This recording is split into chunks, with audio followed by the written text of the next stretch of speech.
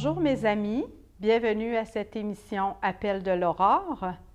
Amis pour amis, je vous présente mon amie Chantal Fournier. Allô?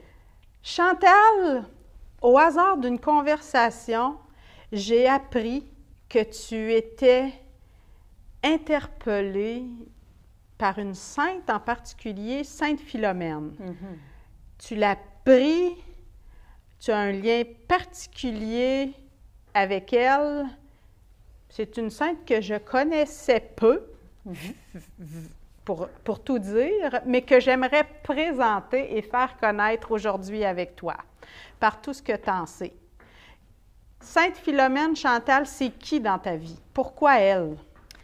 Bien, en fait, c'est une de mes amies qui m'en a déjà parlé il y a une quinzaine d'années. Je ne la connaissais pas, puis elle disait qu'elle était très puissante. Et puis, un jour, un ami m'a donné ce livre. Oui, Sainte Philomène. Sainte Philomène. Donc, j'ai reçu ce livre en cadeau il y a une dizaine d'années. La chère petite sainte du curé d'Ars. Oui. On y reviendra. Et puis, en lisant le livre, il y a beaucoup de dates qui concordent à ma vie.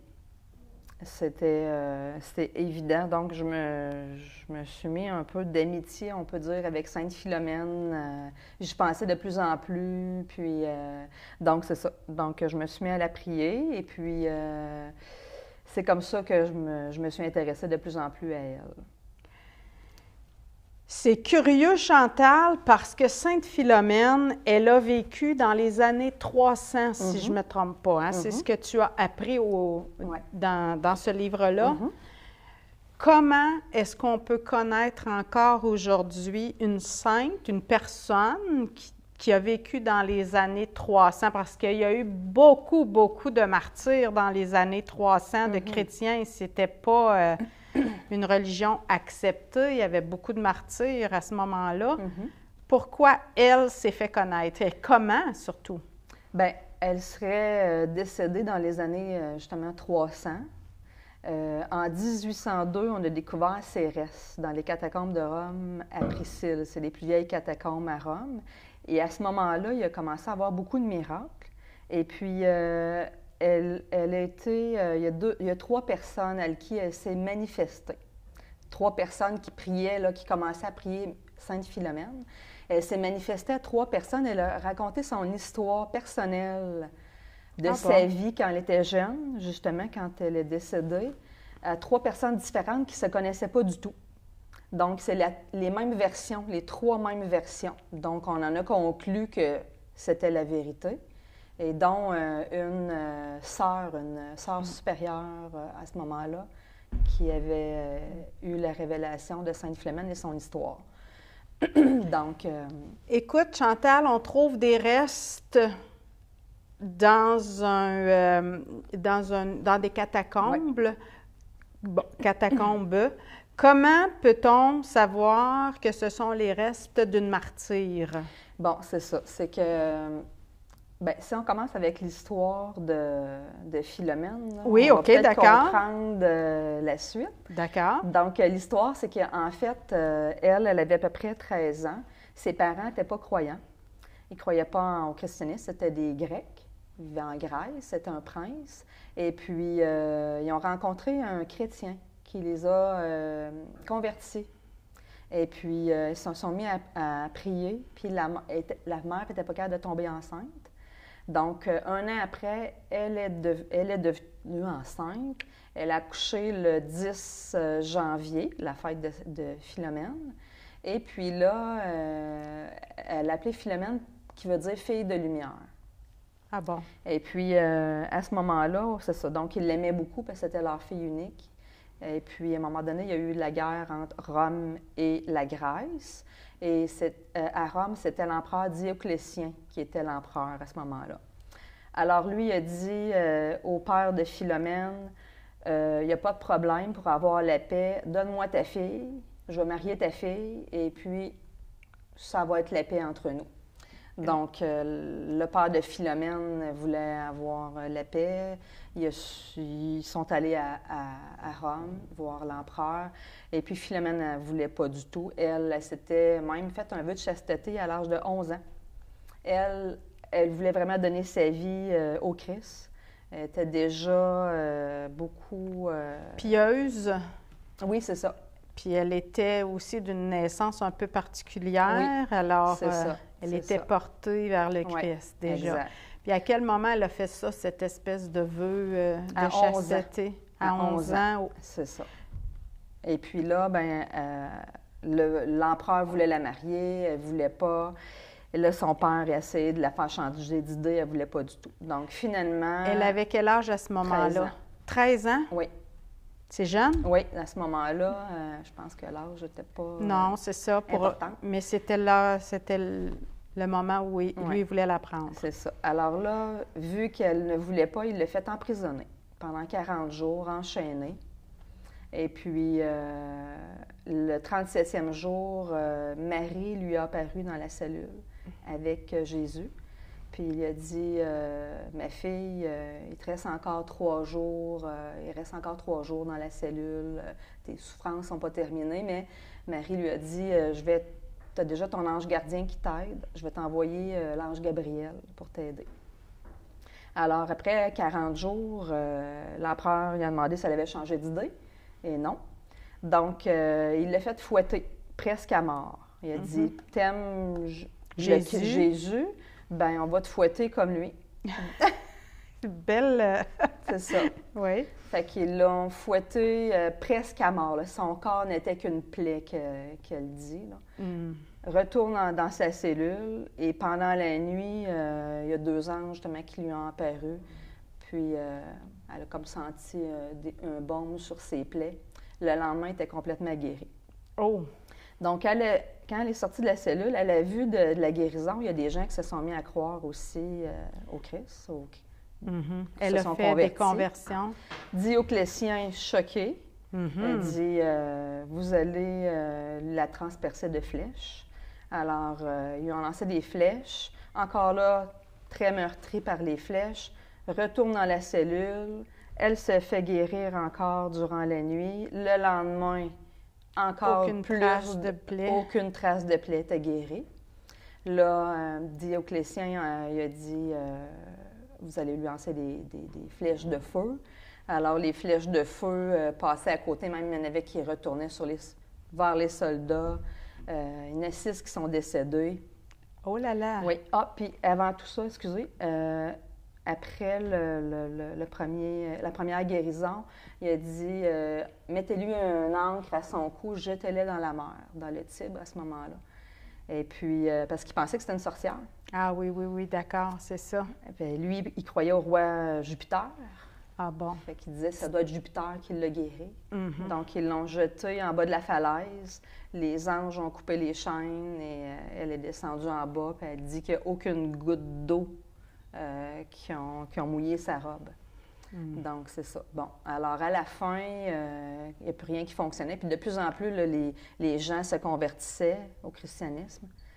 Donc, pas de coup de fouet, pas l'encre, non. Pas les flèches, pas le feu. Non. Mais là, Dioclétien était dans une rage épouvantable. Oui, j'imagine. Donc, il dit, on va lui trancher la tête. Donc, ils ont tranché la tête de Philomène. Elle est décédée. Et là, c'est là qu'ils l'ont, les chrétiens l'ont cachée dans les catacombes de Rome à Priscille. Et puis, il y avait, bon, quand ils ont découvert, en fait, là, les restes en 1802, ils ont découvert 3 pierres. Et puis, c'était écrit, bien, ils sont ici, en fait, là, c'est écrit Lumina Paxi Comfi. Mais ce qui veut dire paix à toi, Philomène. Mais il y en avait une qui était comme à l'envers. Celle-là ici devrait être ici, mais il paraît que, exemple, dans ce temps-là, ça se faisait assez vite quand ils enterraient les chrétiens. Donc, ça se peut qu'il y ait un petit mélange de pierres. Là. OK.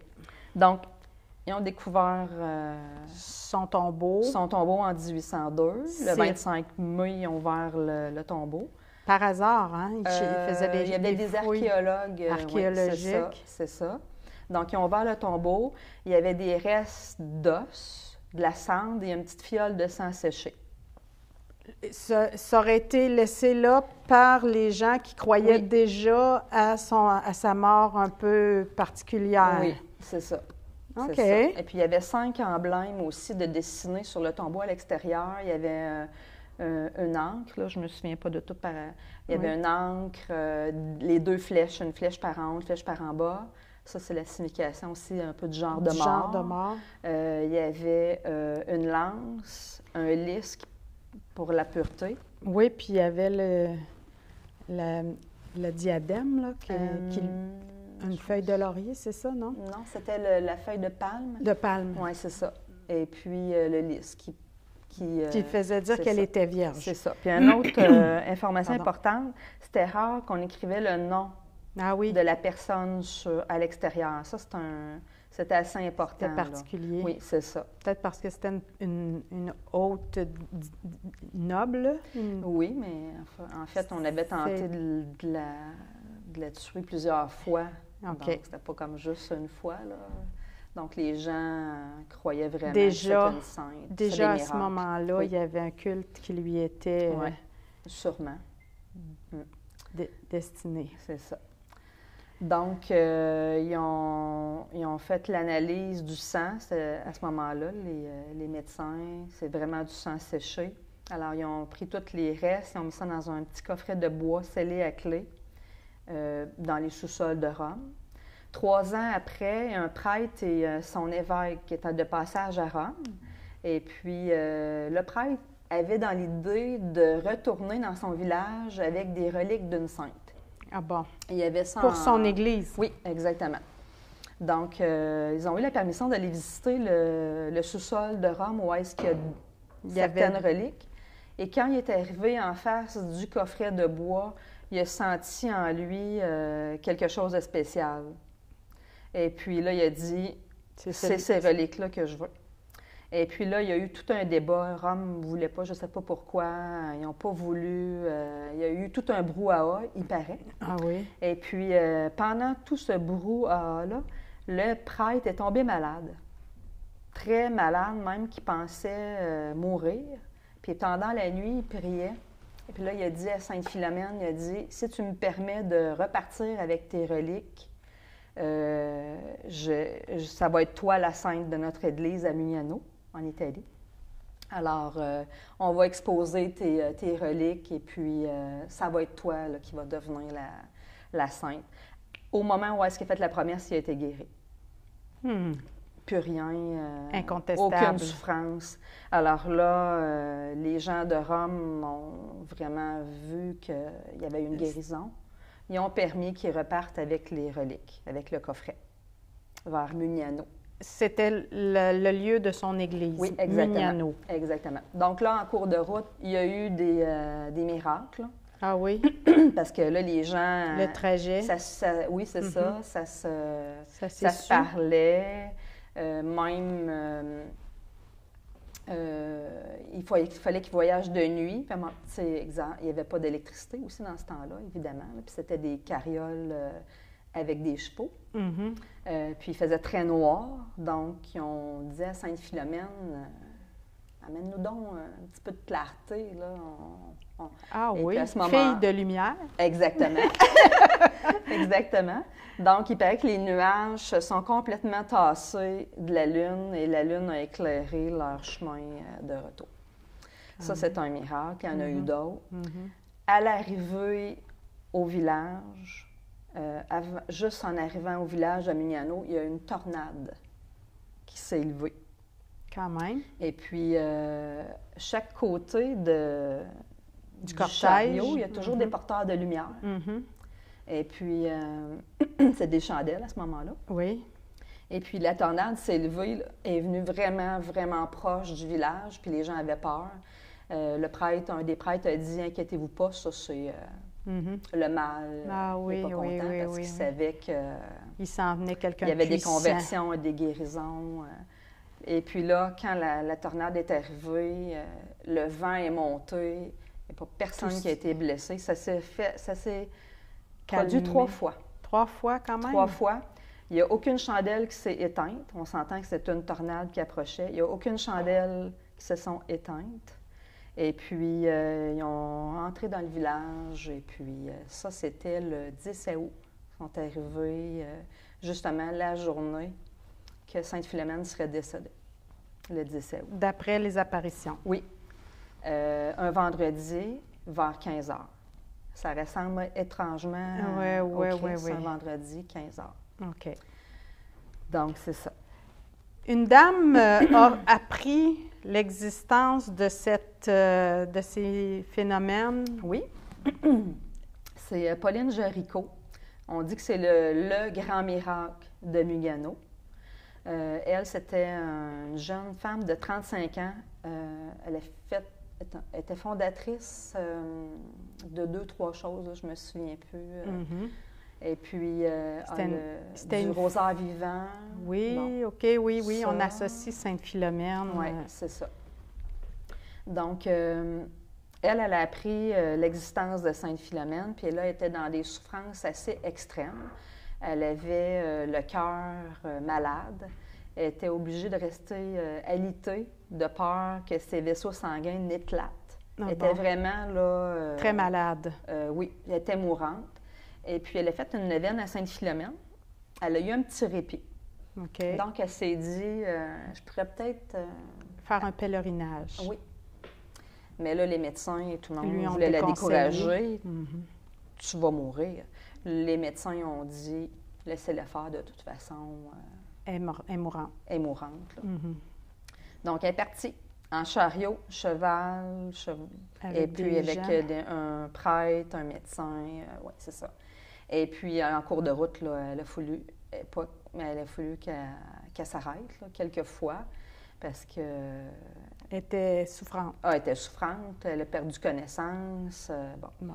Et puis, il y avait même collé des médailles de Sainte-Philomène et de la Vierge sur le chariot. Déjà, il y avait... C'est ça. Donc, elle s'est dit, on va se rendre à Paré-le-Monial. C'était une place de pèlerinage. Elle dit, mais ils se sont rendus, de peine et de misère, ils se sont rendus. Alors, là, elle a dit, tant qu'à y être, on se rend à Rome. Puis elle connaissait c'était le pape Grégoire XVI à ce moment-là. Elle connaissait à cause de son implication. Donc, justement, elle est arrivée là, presque morte à Rome. Là. Et puis, elle n'a même pas pu se rendre voir le pape. Elle s'est arrêtée avec les bonnes sœurs, là, dans un couvent. Un couvent. Le pape est allé la voir. Et puis là, il a dit, quand tu vas mourir, tu penseras à moi. Elle dit, oui, mais elle dit, moi, je veux me rendre à Mugnano. Fait qu'il n'était pas certain, on s'entend. Lui, il était certain qu'elle serait morte là, dans la nuit même. Donc, elle a dit, si je me rends à Mugnano et je reviens, est-ce que vous allez canoniser Sainte-Philomène? Est-ce que vous allez enfin reconnaître... Elle dit, oui, c'est certain. Elle dit, si tu es guérie, ça va être un miracle de premier ordre. OK. Donc, elle est partie. Et puis là, le pape a dit à ses évêques, inquiétez-vous pas. Elle ne reviendra pas, c'est sûr. Il était certain. Ah oui. Et puis là, à son arrivée à Mugnano, elle finit par arriver, encore là, de peine et de misère. On voyageait de nuit, bon. Et puis, là, les gens l'attendaient. Ils savaient, parce qu'ils la connaissaient un petit peu, peut-être à cause que c'était une Française, puis à cause de ses implications. Et puis là, tout le voyage qu'elle avait fait aussi. Donc, ils suppliaient Sainte-Philomène de la guérir. En groupe, ensemble. Oui, là, c'était presque l'hystérie, là. Il parlait à Sainte-Philomène, il cognait même sur ses reliques, il disait « Hey, Sainte-Philomène, allume. Pauline arrive. » C'est ça. C'est ta réputation qui est en jeu. Alors, Pauline s'en vient, il faut que tu la guérisses. Et puis, il y en a qui faisaient des menaces. Si tu la guéris pas, on arrête de te prier. C'était... il était... Du chantage. Presque. Donc, Pauline est arrivée, moi je dis par hasard. On s'entend qu'elle ne savait pas du tout quelle date qu'elle arriverait à Mugnano. Elle est arrivée la veille de la fête de Sainte-Philomène, le 9 août. Quand même. Alors, pour moi, c'est pas un hasard. Mm-hmm. Donc, le lendemain, il y a eu une messe. Et puis, elle était en chaise roulante. Ils l'ont emmenée près des reliques de Sainte-Philomène. Puis, quand elle a communié, elle a perdu connaissance.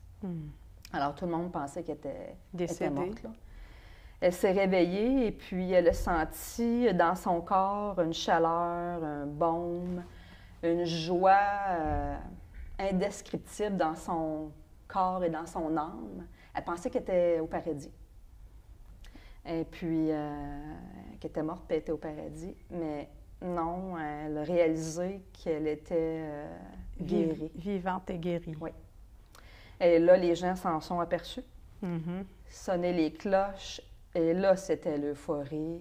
Elle est restée là quelques jours pour prier Philomène. Et puis, elle est repartie avec des reliques. Ils lui ont donné en cadeau des reliques. Alors, elle est retournée. Elle a demandé à ce que le pape ne le sache pas pour lui faire une surprise. OK. Donc, elle est retournée à Rome voir le pape Grégoire XVI. Et puis là, quand il l'a vu... Il a tout de suite compris. Et c'est ça. Là, il a dit... il l'a regardé de tous les côtés, puis il a demandé de rester à Rome pendant 1 an. Pour être certain que c'était pas juste une rémission. Oui, c'est ça, exactement. Puis elle a fait ça. Oui, 1 an à Rome avec le pape, avec des examens et aussi des médecins. Oui, oui. C'est ça. Pour authentifier le miracle. Exactement, exactement. Sainte Philomène a été canonisée. Oui, par le pape Grégoire XVI. Et la date où on la célèbre, où on la fête? Maintenant, c'est le 11 août, parce que Saint-Laurent est le 10 août. Donc, par respect pour Saint-Laurent, la fête de Sainte-Philomène est maintenant le 11 août. Elle a été déplacée. Oui, exactement. Chantal, le curé d'Ars a eu une dévotion extraordinaire pour Sainte-Philomène parce qu'il était contemporain de tous ces événements-là. Il y a eu une dévotion très particulière.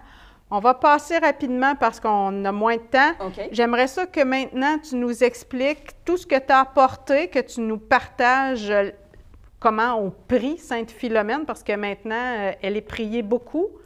Ici, dans notre région, c'est à Fortierville. Oui. Tu veux nous parler de cette... Sainte-Philomène de Fortierville. Il y a ici une église dédiée au patronat de Sainte-Philomène. Exactement. À Fortierville. La statue de Sainte-Philomène est dans le chœur, dans l'église. Et puis, en fait, je suis allée le 11 août cette année.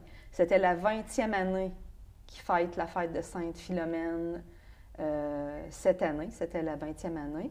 Donc, j'ai rapporté des objets de piété, dédiés à la... Exactement.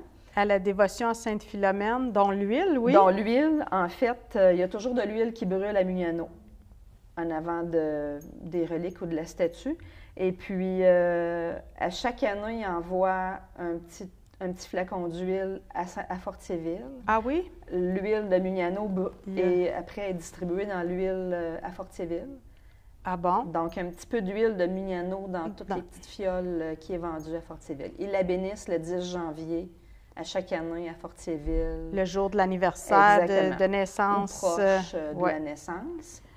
Et puis, il y a aussi le cordon. Ça, c'est le cordon qu'elle avait aussi, là. Il y a des gens qui portent le cordon quand on a une demande spéciale. Il y a beaucoup de guérisons avec le cordon. La prière est dans le missel romain. Ah bon? Oui, la prière du cordon est dans le missel romain. Alors, il y a beaucoup de guérisons, de demandes. De faveurs accordées. Oui, c'est ça. Et puis, pas Sainte-Philomène, mais Pauline Jaricot, quand elle est retournée à Ars, elle avait laissé une relique au curé d'Ars. C'est pour ça que lui s'est mis à la prier puis à la connaître. Exactement. Donc, Fortierville, Sainte-Philomène de Fortierville, c'est presque à 50 km de Victoriaville, c'est pas loin. C'est la seule église où est-ce qu'il y a des reliques au Canada. Et sont en processus pour devenir un sanctuaire. Dédié à Sainte-Philomène. Oui. C'est drôle, Chantal, on voit Sainte Philomène sur les images avec une robe rouge, puis ensuite avec une robe rose. Ça, c'est celle qu'on retrouve dans l'église, hein? Dans l'église de Fortierville. Je crois. Peut-être à Mignonneau aussi, je peux pas te dire, là. Je me souviens pas de toutes les images que j'ai vues. Mais on voit l'encre aussi. L'encre, oui. L'encre, et puis l'encre et puis le lys qui signifie la pureté. Exactement. Donc, Sainte-Philomène de Fortierville, en tout cas dans l'église, là, quand je suis allée, c'était vraiment une belle journée là, parce que ça commence avec une messe, il y a un dîner, de l'adoration. On peut toucher aux reliques aussi. Pour des prières spéciales. Exactement, c'est ça. Chantal, c'est déjà presque la fin. Je t'invite à la prière avec Sainte Philomène pour la remercier de ce beau cadeau, de son amitié qu'elle t'a fait, et puis pour la prier ensemble. Bien, en fait, c'est la prière que je dis à chaque soir. Il y a un petit espace pour nommer quelqu'un pour qui on veut prier. Donc, c'est pour ça que j'aime beaucoup cette prière. Je prie pour quelqu'un de différent. Donc, Sainte Philomène, Vierge martyre, glorieuse épouse du Christ, donne-moi ton esprit, tes vertus, ton cœur d'enfant. Intercède pour moi et prie pour moi. Toi, si compatissante et si sensible à la perte des âmes, je recommande à ta tendre sollicitude, afin que tu lui obtiennes les grâces nécessaires à sa conversion et à son salut éternel. Je te supplie de m'obtenir de Dieu, si c'est sa volonté, toutes les grâces que je demande par ton intercession. Amen. Amen. Simplicité, lumière. C'est ce que je retiens de ton passage à l'émission. Une fille de lumière qui nous présente une sainte de lumière. Merci Chantal de ton passage. Chantal Fournier, on se dit à la semaine prochaine.